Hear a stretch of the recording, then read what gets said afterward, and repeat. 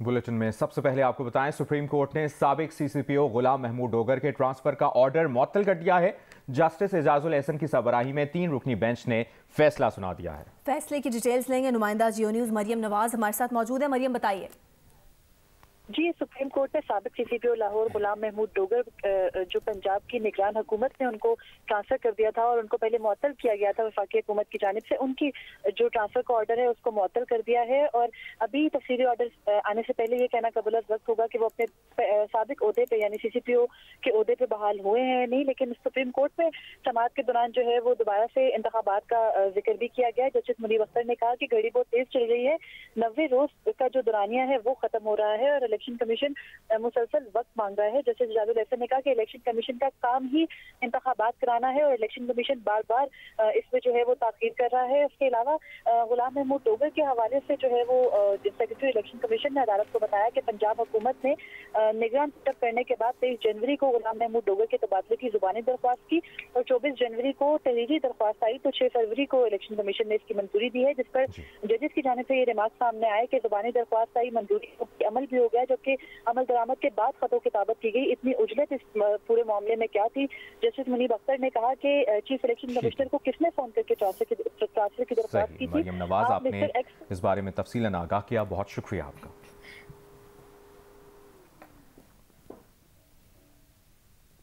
मुस्लिम league नून के रहनुमा एहसन इकबाल ने परवेज इलाही की ऑडियो लीक्स की मुकम्मल तहकीकात का मुतालबा कर दिया। इस्लामाबाद में सुप्रीम कोर्ट के बाहर मीडिया से गुफ्तगू करते हुए एहसन इकबाल ने कहा कि ऑडियो लीक्स की शफाफ तहकीकात होनी चाहिए।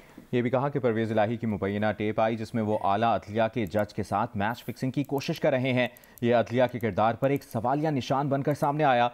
अगर झूठी टेप है तो अदलिया को नुकसान पहुंचाने वालों को सजा मिलनी चाहिए, अगर टेप सच्ची है तो ये अदालत आलिया के ऊपर एक बड़ा धब्बा होगी।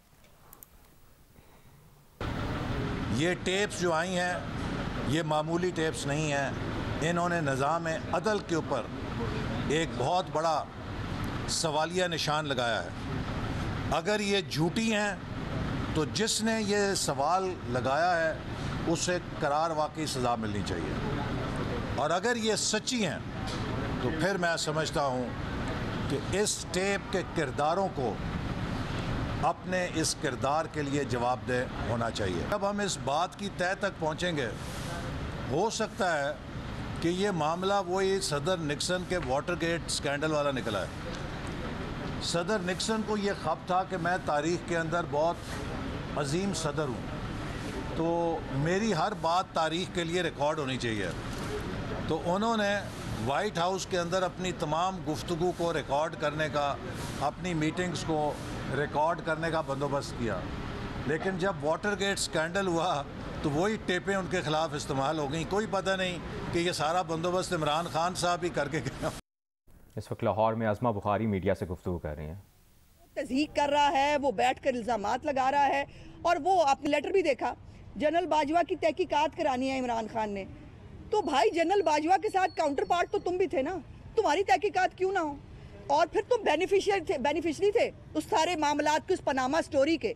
इस मुल्क में 2 निज़ाम है। एक निज़ाम है जो नवाज शरीफ के लिए इस्तेमाल हुआ, जिसके अंदर मॉनिटरिंग जज लगे, जिसके अंदर व्हाट्सएप पे जो है हीरे चुन के GIT बनाई गई, जिसके अंदर डे टू डे हेयरिंग हुई, जिसके अंदर जो है वो सरीना के लिफाफे के अंदर फैसला आया, और वो फैसला आने के बाद नवाज शरीफ को राह से हटा दिया गया ताकि प्रोजेक्ट इमरान खान जो है उसको कंप्लीट किया जाए।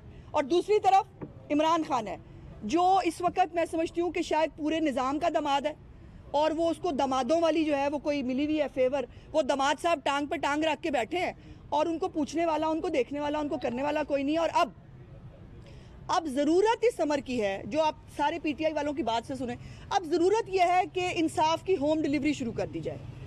इमरान खान साहब जो है उनका इंसाफ जो है उनको होम डिलीवर किया जाए, और वो जो है वो सिर्फ बैठ के गाली देंगे, वो सिर्फ धमकियां देंगे, और वो अपनी मर्जी की जो है वो चीज़ें वो करने की कोशिश करेंगे। कल जो 3 ऑडियोज़ आई हैं वो ऑडियोज़ बहुत ख़तरनाक हैं इस हवाले से कि हमारे जो अदालती निज़ाम है, जिसके ऊपर पहले ही आम आदमी बहुत मसाइल का शिकार है, जिसमें आम आदमी को रिलीफ मिलना, आम आदमी के मसाइल हल होना, ये बहुत ऐसे है जैसे दूर की कौड़ी है जो लेके आनी है। लेकिन सवाल ये है कि इस पूरे निज़ाम के ऊपर जो बातें कही जाती हैं, जो शौकत सदीकी साहब ने कहा, अगर उस वक़्त उसकी तहकीकात करा ली जाती बजाय शौकत सदीकी को सज़ा देने के, तो शायद आज मामलात यहाँ ना होते। और जो तीनों ऑडियोज़ आई हैं उसका मरकज़ी किरदार है परवेज़ इलाही, और ये वो परवेज़ इलाही है जिसको एक जो है हम उसको अदालती वज़ीर आला कहते हैं, और उसको अदालती वज़ीर आला बनाया गया। उसके लिए एक नई डेफिनेशन जो है वो की गई, और अफसोस की बात यह है कि हमारा वो रिव्यू आज तक सुप्रीम कोर्ट के किसी IMF का एग्जीक्यूटिव बोर्ड मुआहदे के 3 से 4 हफ्ते बाद $1.1 अरब किस्त की मंजूरी देगा। वजारत खजाना के मुताबिक 30 जून तक मुल्की ज़र मुबादला ज़खायर 2 माह की दरामदात के मुसावी लाने पर इत्तफाक हो गया है। इसकी तफसील जानते हैं अशरफ मरहम से। जी अशरफ। जी, गुज़श्ता रात जो मुज़ाकरात हुए थे पाकिस्तानी अथॉरिटीज़ और IMF के दरमियान, उसके नतीजे में काफ़ी हद तक दोनों जो फरीक हैं ना वो मुआहदे के करीब पहुँच गए हैं, जिसके मुताबिक जो मुआशी अहदाफ है उन पर इत्तफाक़ राय हो गया हमारी इतला के मुताबिक, और अगले चंद रोज़ में मुआहदा अगले हफ्ते के शुरू में या दरमियान तक उसके इत्तफाक़ राय हो जाएगा। स्टाफ लेवल मुआहदा, उसके जो मुआहदे की तफसीलात हैं, जैसे ही मुआहदा होगा उसका तकरीबन 4 हफ्ते बाद पाकिस्तान को 1 अरब 10 करोड़ या 20 करोड़ के डॉलर, जितने भी SDR की रेट से डॉलर कॉस्ट रेट हुआ, 1 अरब 10 करोड़ से लेकर 20 करोड़ तक की जो किस्त है वो ट्रांसफर होगी। उसमें तकरीबन 4 हफ्ते का टाइम लगेगा।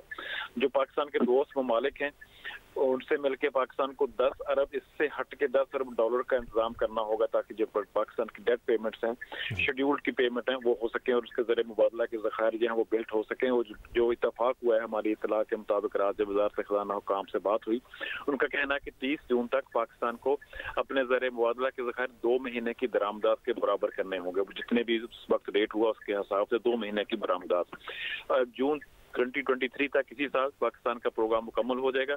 उस वक्त तक पाकिस्तान को मजबूरी तौर पर $2.5 अरब की रकम IMF से मुंतकिल होगी।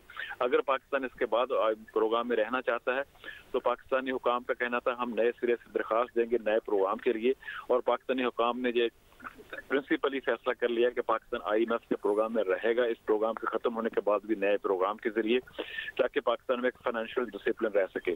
अहम चीज जो है कि पाकिस्तान की तरफ से अमल दरामद की जो सूरत हाल होगी इस मुआहदे पर, उसका जायजा IMF भी लेता रहेगा और पाकिस्तान के दोस्त ममालिक भी लेते रहेंगे, जो पहले इस मुआहदे का हिस्सा नहीं था लेकिन इस मरतबा मुआहदे का हिस्सा है कि दोस्त ममालिक पाकिस्तान के उस पर अमल दरामद का जायजा भी लेते रहेंगे। जी अशरफ मरहम, आपने अपडेट किया, शुक्रिया आपका।